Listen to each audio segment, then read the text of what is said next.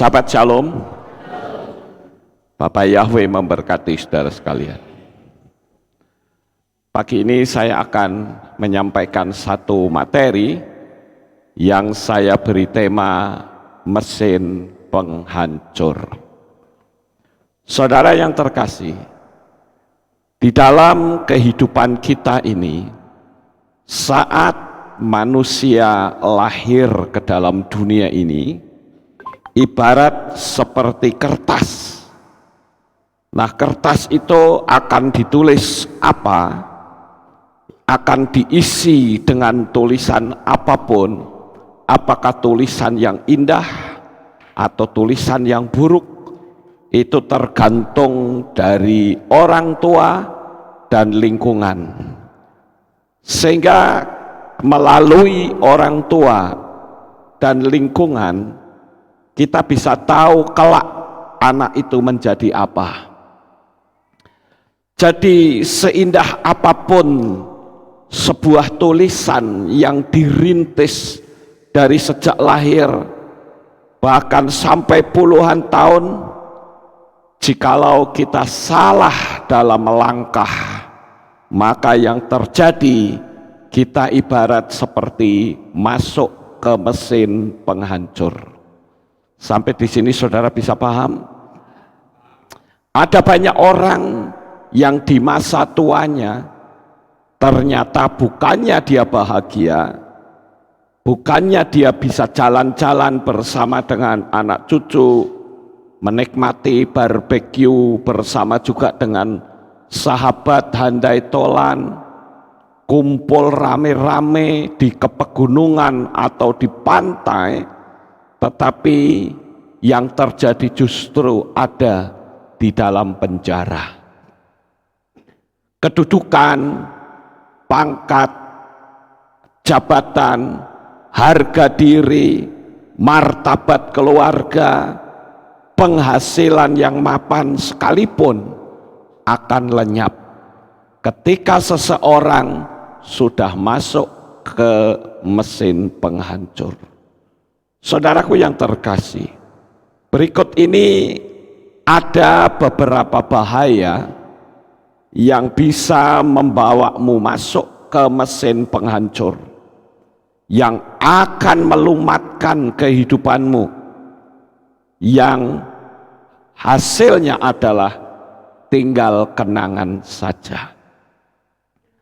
Apakah mesin penghancur itu yang akan melumatkan kita? Coba kita akan bertanya, adakah hal-hal ini di dalam diri kita? Ingat, kita sedang bukan berurusan dengan manusia, tetapi berurusan dengan Tuhan. Saya menemukan beberapa hal yang bisa saya sebut sebagai mesin penghancur. Yang pertama adalah kesombongan. Kesombongan itu adalah merupakan mesin penghancur. Kita harus menyadari bahwa hidup kita ini tidak ada yang bisa kita banggakan kecuali kita bisa mengenal nama Bapa Yahweh. Betapa bahagianya, betapa bangganya kita saat kita tahu bahwa ternyata Tuhan Sang Pencipta itu bernama Bapa Yahweh. Sehingga kepastian keselamatan sudah kita dapatkan. Kematian itu bisa datang setiap saat, dan kita tahu saudara, ketika seseorang sudah mulai menyombongkan diri, maka dia sama saja masuk ke mesin penghancur. Kita akan lihat siapakah orang-orang yang masuk ke mesin penghancur. Yang pertama adalah, kalau kita lihat secara hukum kitab suci, adalah Raja Shaul. Raja Shaul ini adalah raja pertama Israel tetapi akhir hayatnya dia sangat tragis. Dia harus mati bunuh diri.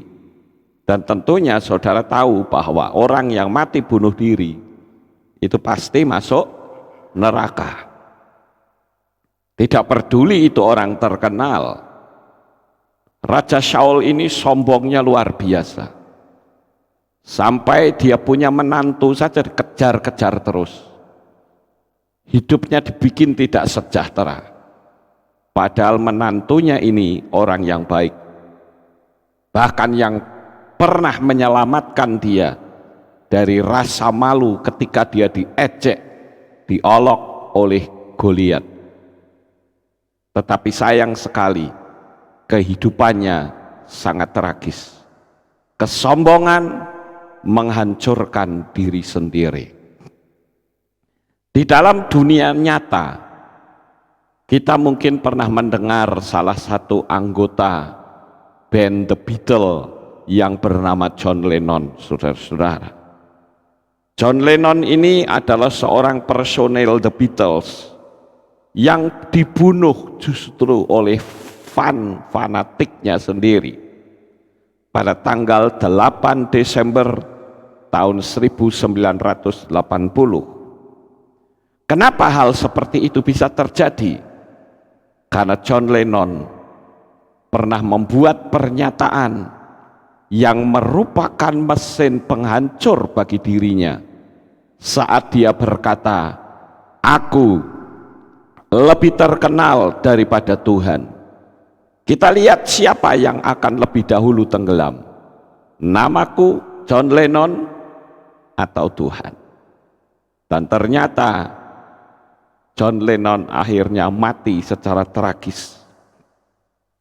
Kita juga mengenal ada bintang film terkenal yang saat itu dieluk-elukan sebagai aktris yang tercantik, yaitu Marilyn Monroe.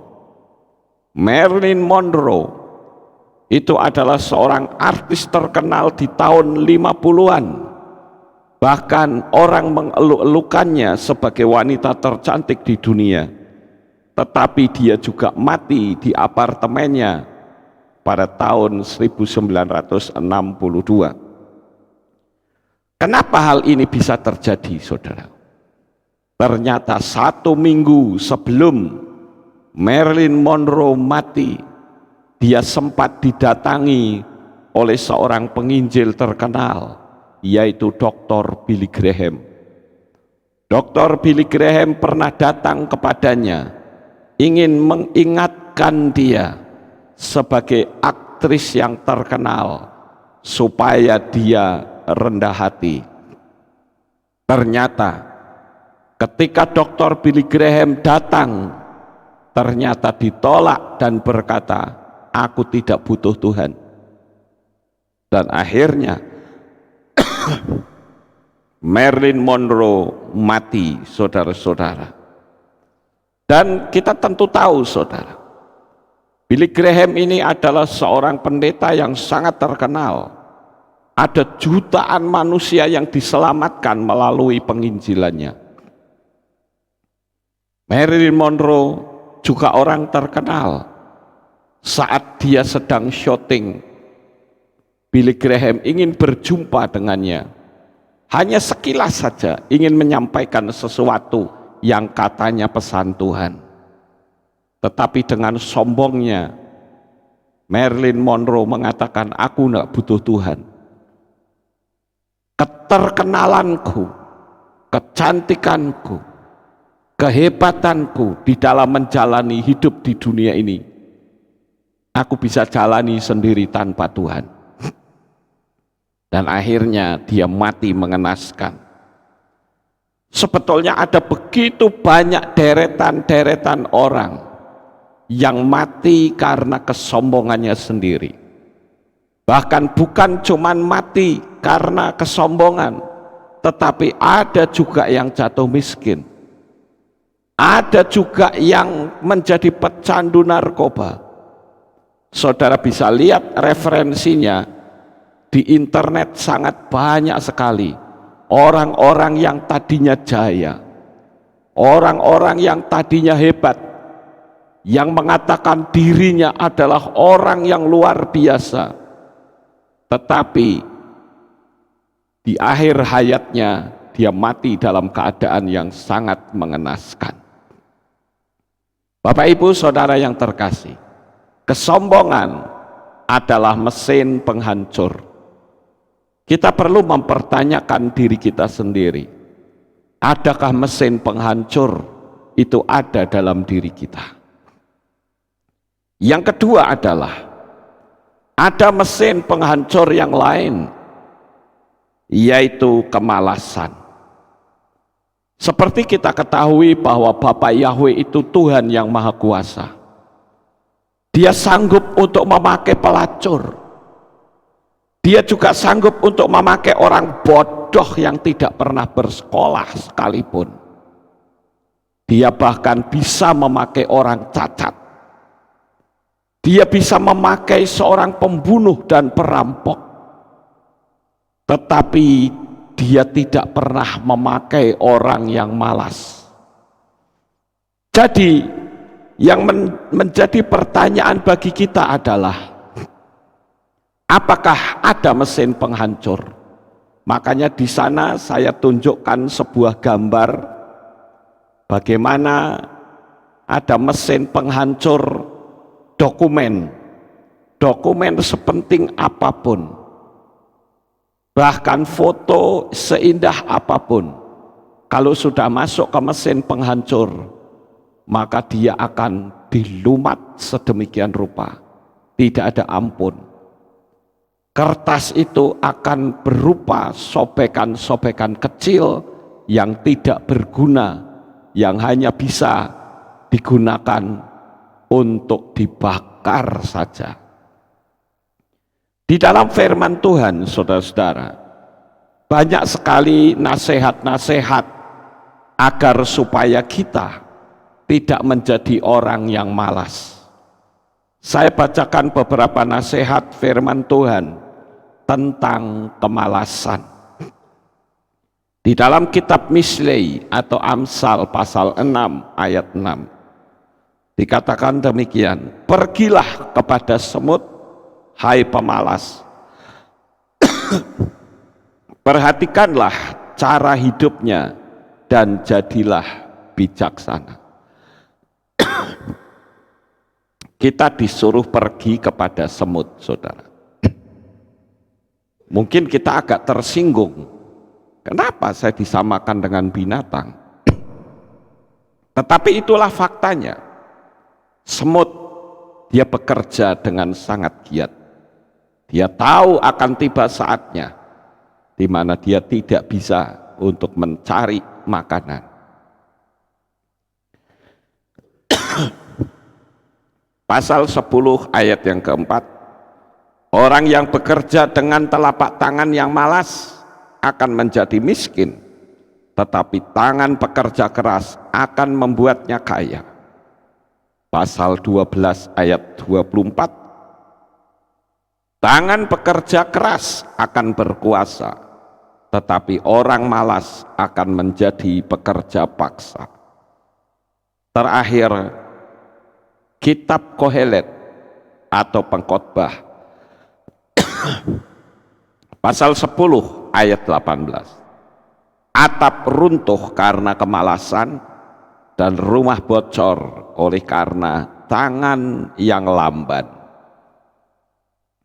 Jadi sangat jelas sekali di sini Bapak Ibu, bahwa kemalasan itu termasuk mesin penghancur.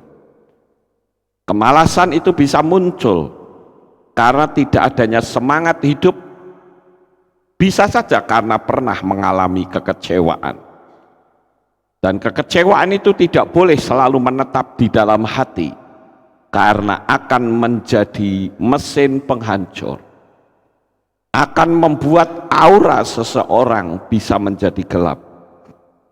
Itu adalah mesin penghancur yang kedua. Yang ketiga, tidak punya visi dan impian, itu juga mesin penghancur.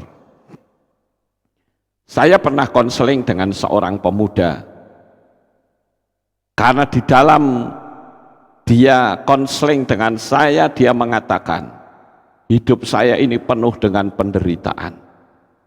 Hidup saya ini sepertinya tiap hari tidak ada kata menderita.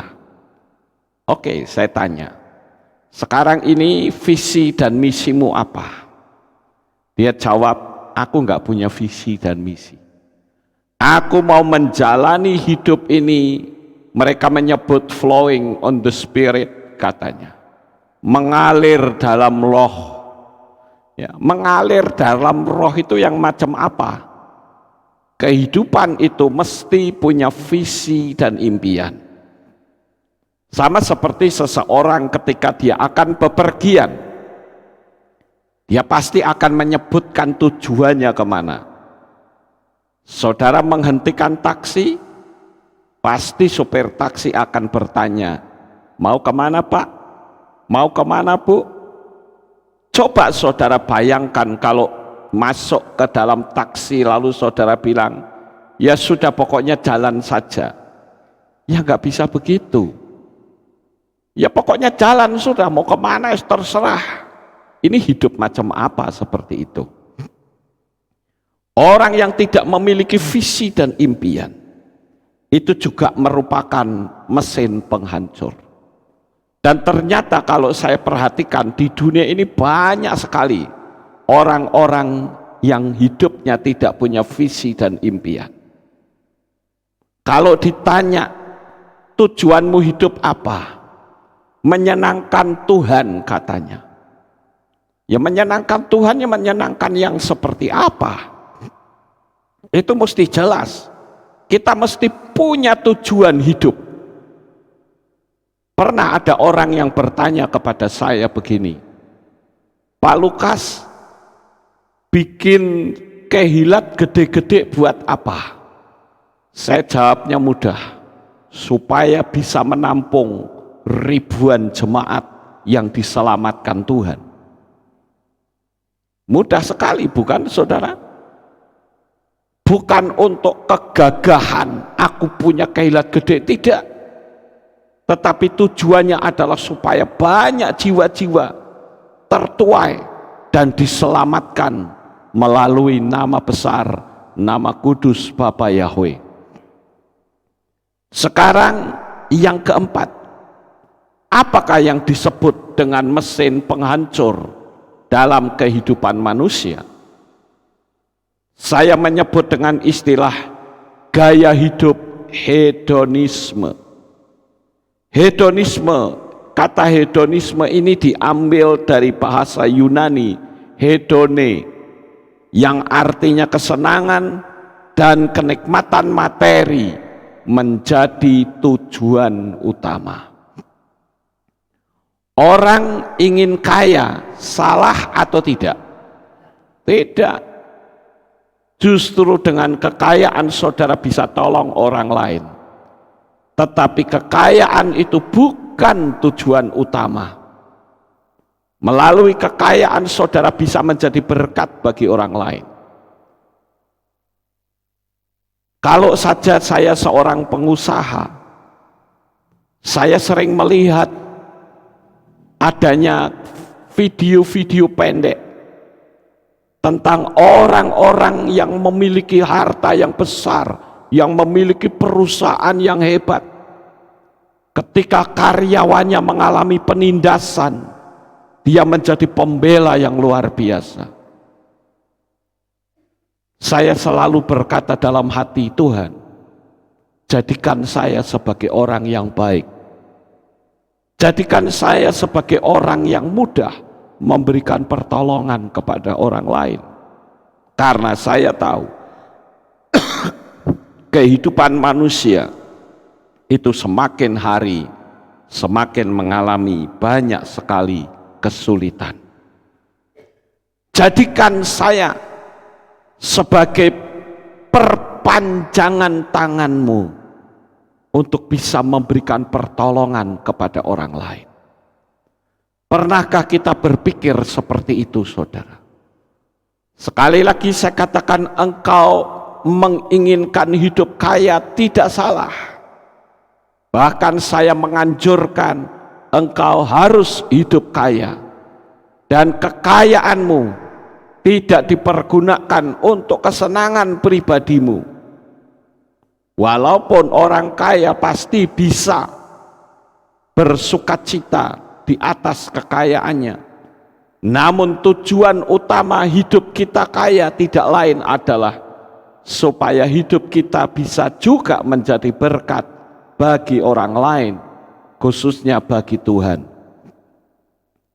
Oleh karena itu, jikalau kita menginginkan kekayaan hanya sekedar untuk membalas dendam, maka saudara masuk dalam mesin penghancur. Ada banyak sekali orang-orang yang selama hidup miskin, dia punya prinsip, kalau nanti aku kaya, aku akan balas orang-orang yang sudah melukai dan menyakitimu, yang menyakiti hatiku.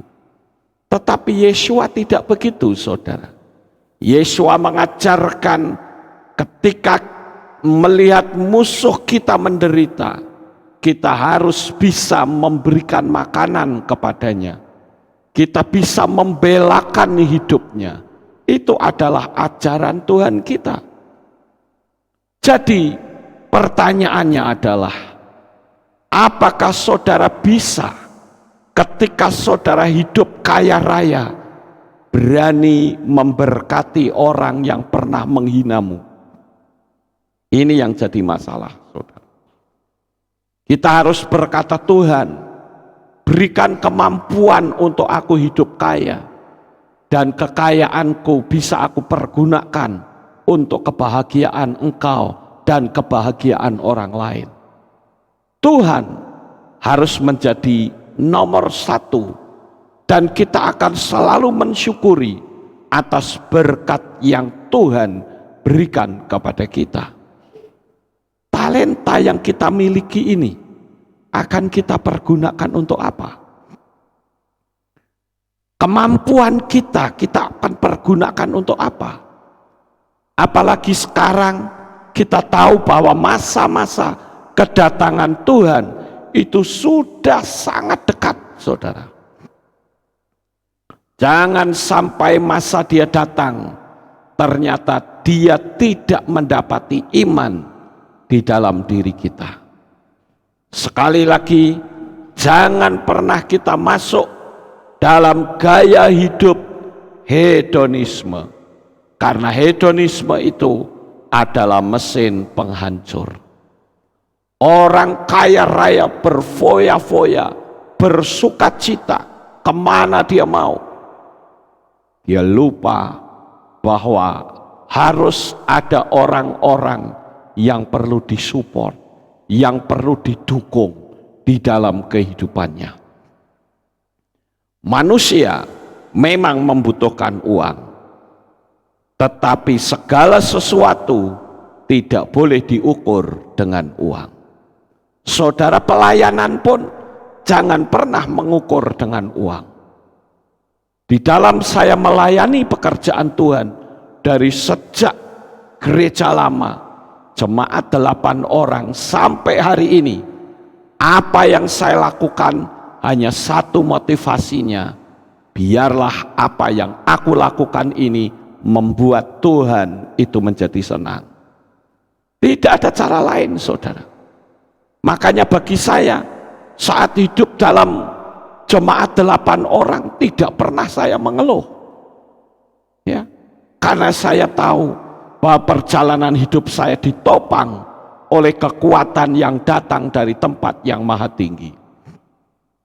Sekarang yang kelima, ini adalah mesin penghancur juga, yaitu ketergantungan kepada orang lain.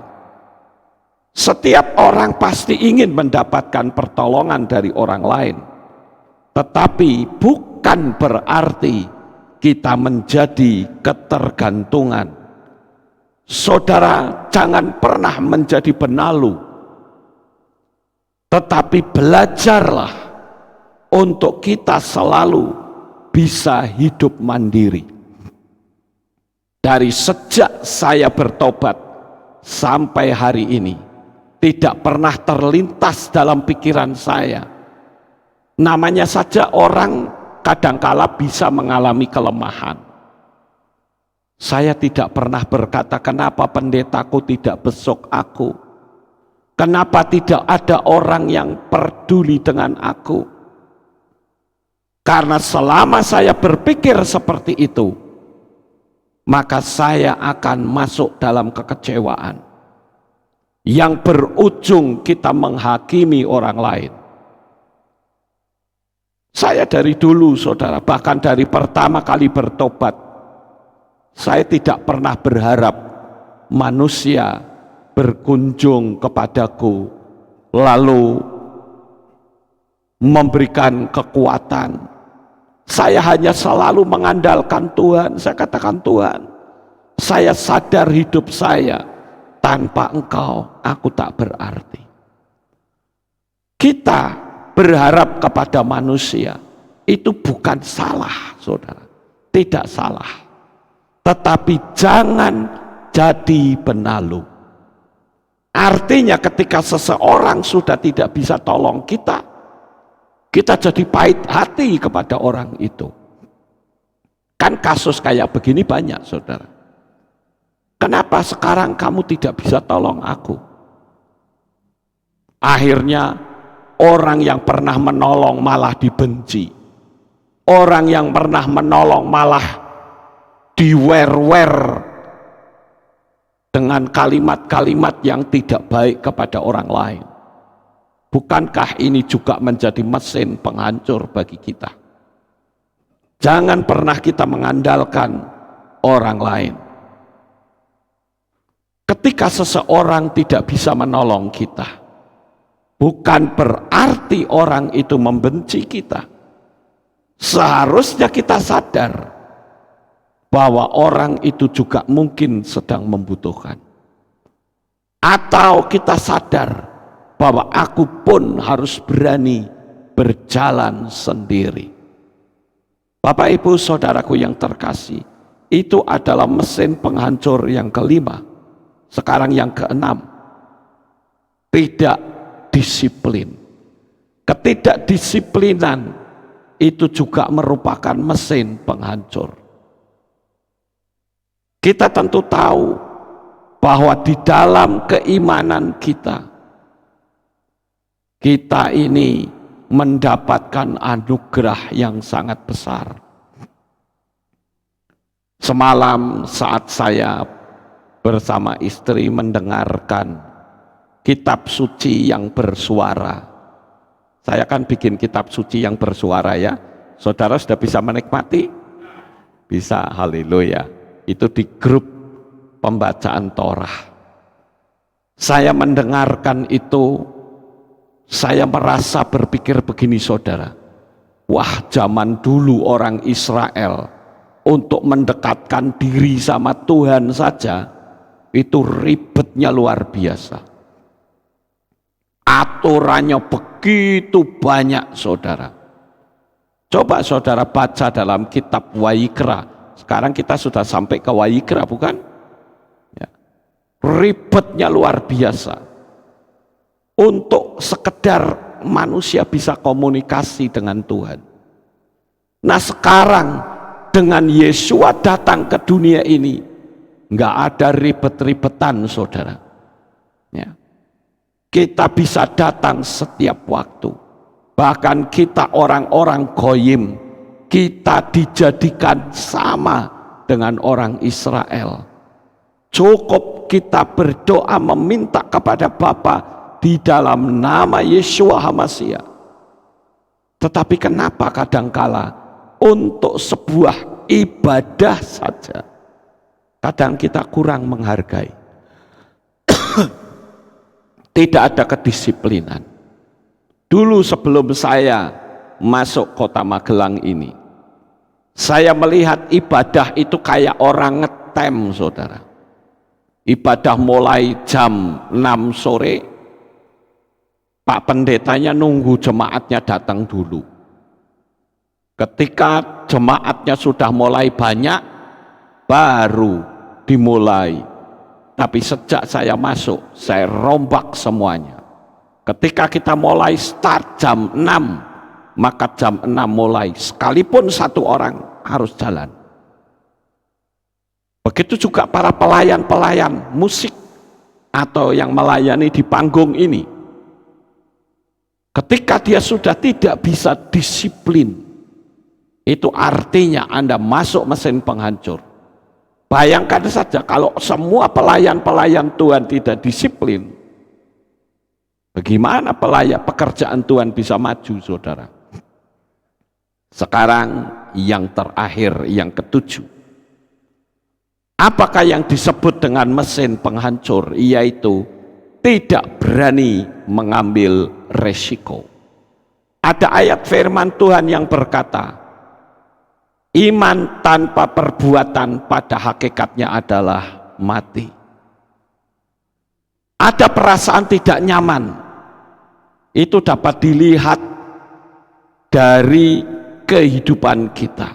Saya seringkali mengamati ya, ketika seseorang sedang melakukan kamera meeting. Ya, artinya pertemuan yang menggunakan kamera.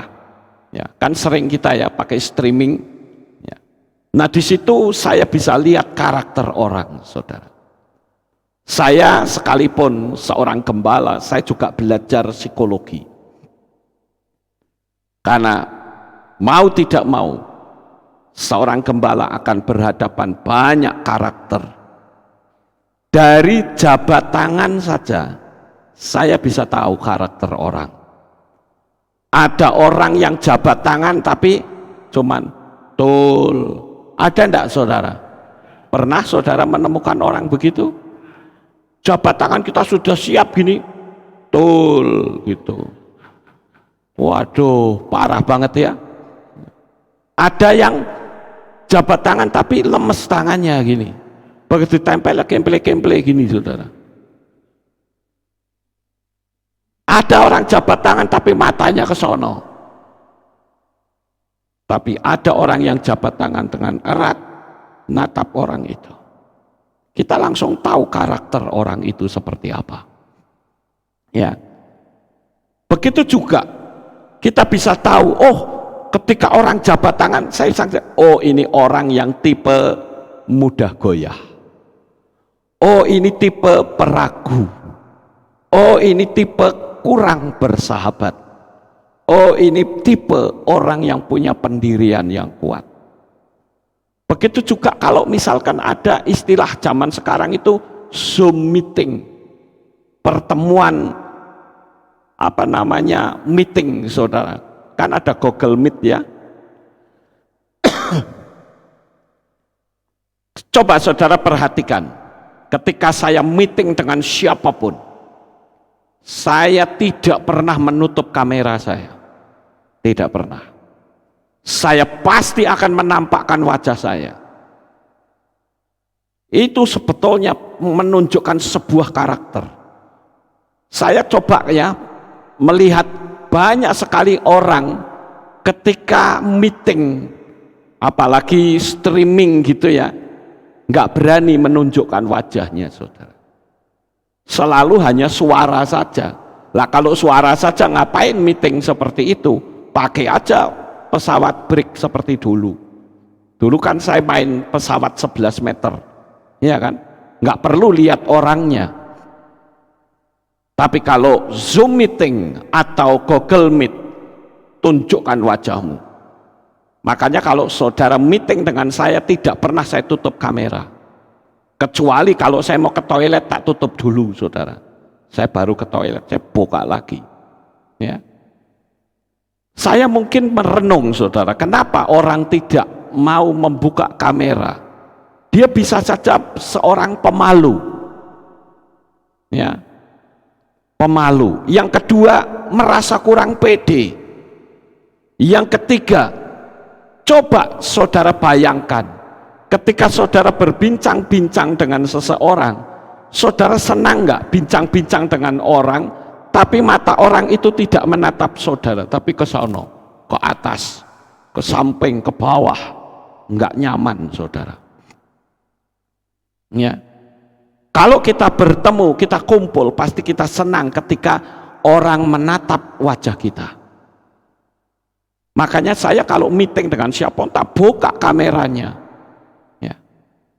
Karena saya ingin tunjukkan ini loh jati diri saya, si Lukas seperti ini orangnya. Ya. Apa adanya, saudara. Orang tidak membuka kamera juga mungkin ada misteri dalam hidupnya. Atau yang kelima, mungkin takut wajahnya diketahui orang lain. Bisa saja takut kalau dia menjadi inceran dari penjahat. Tapi saya punya prinsip, saya punya Tuhan. Tidak perlu kita takutkan, saudara. Karena Tuhan pasti akan menjadi pelindung di dalam kehidupan kita. Kalau saudara lihat, ketika seorang koruptor atau pencuri ditangkap, apa yang saudara perhatikan? Pasti wajahnya ditutupi, betul kan? Kenapa ditutupi? Malu. Lah kalau ngerampok kok nggak malu, sekarang ketangkep kok malu, saudara? Kenapa harus ditutupi? Nggak perlu ditutupi. Ya? Wong ngerampoknya berani, korupsinya berani kok. Kenapa mesti ditutupi mukanya? Ya.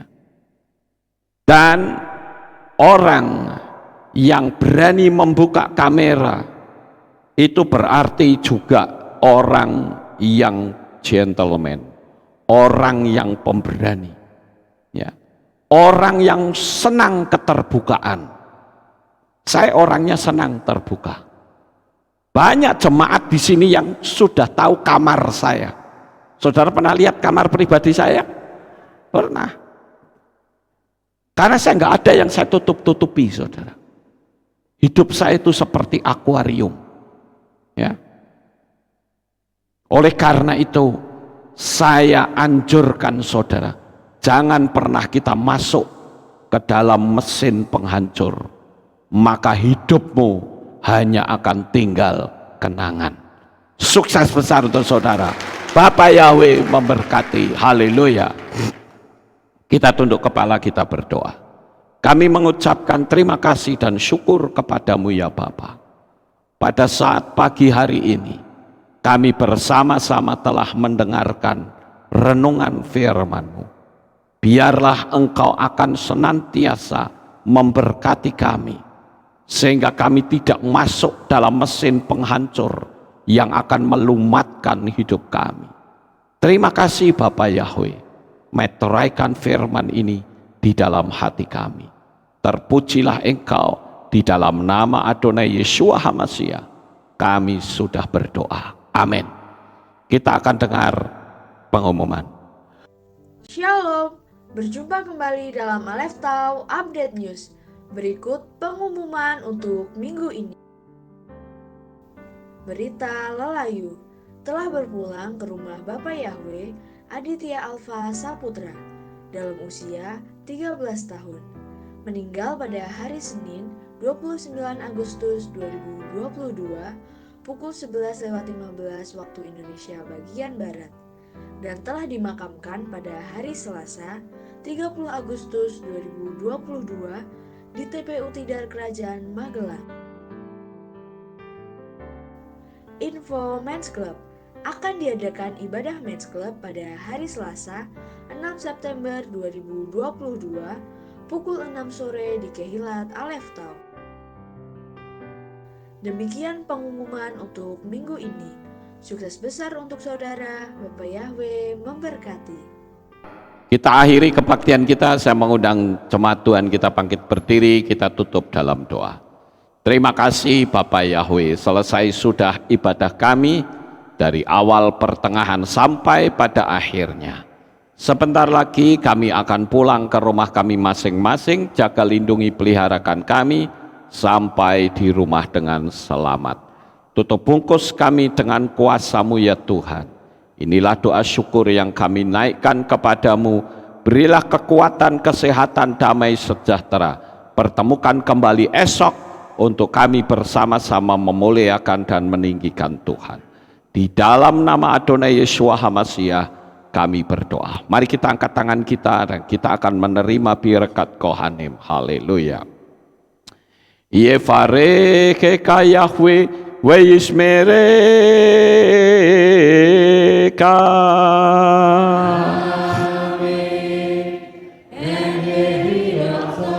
Yair Yahweh panau eleka wihuneka.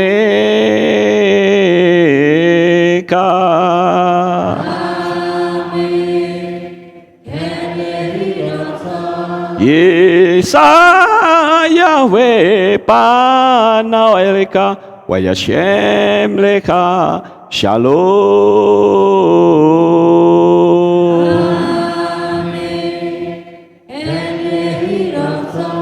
Baruk atabair ufaruk atabasadeh. Engkau akan diberkati di kota dan kau akan diberkati di ladang. Baruk peripit kau friat mat kau frifahem teka syekar ala peka westeroconika. Diberkatilah buah kandunganmu, diberkati hasil bumimu, diberkati hasil ternakmu, anak-anak lembumu dan anak-anak dombamu. Baruk tanah kau misyarteka, diberkatilah pakulmu dan tempat adonanmu. Baruk ata boboy kau faruk ata beseteka, dan kau akan diberkati pada waktu engkau masuk dan engkau akan diberkati pada waktu engkau keluar. Baruk ata Yahweh Elohenu melek haolam besem Yeshua HaMashiach ruah hakodes kile olam faed. Kami sudah berdoa dan mengucap syukur. Haleluya.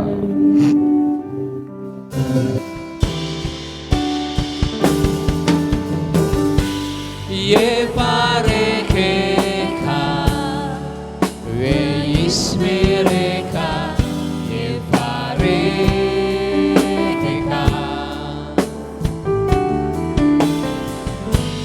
Yair Yahweh panaeleka vihuneka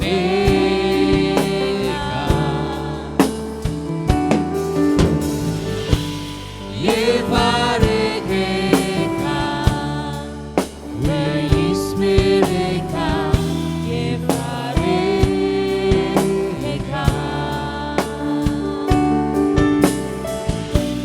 Isa Yahweh panaeleka vihuneka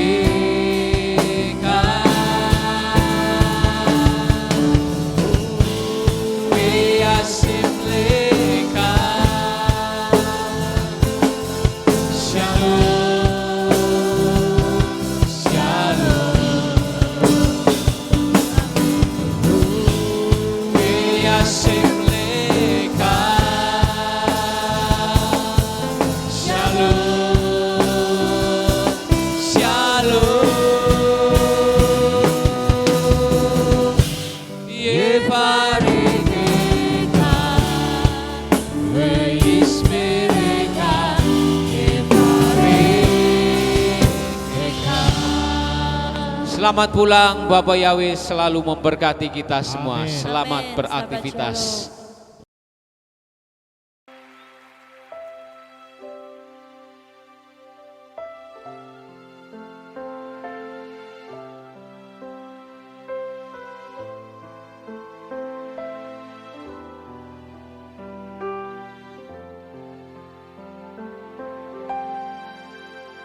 Yeshua, ku datang bersujud dan menyembah di hadapan-Mu.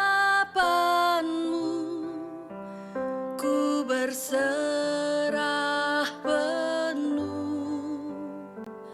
Yeshua, ku puji segala perbuatan-Mu yang ajaib bagiku, bagi hidupku.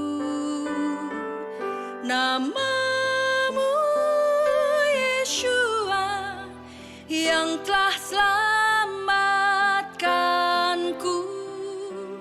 Kau berikan hidupmu disiksa bagiku.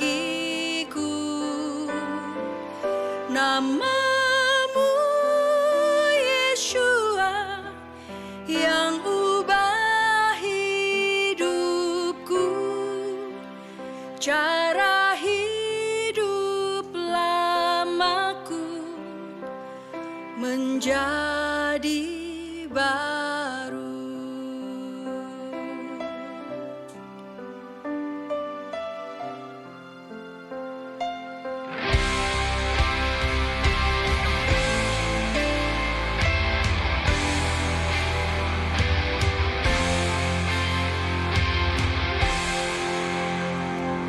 Yeshua, ku datang bersujud dan menyembah di hadapan-Mu. Ku berserah penuh. Yeshua, ku puji segala perbuatan-Mu yang ajaib bagiku, bagi hidupku. Namamu Yeshua yang telah selamatkanku, Kau berikan hidupmu disiksa bagiku. Namamu Yeshua yang ubah hidupku, cara hidup lamaku menjadi baru. Namamu Yeshua yang telah selamatkanku, telah mati hidup lamaku, ku lahir baru.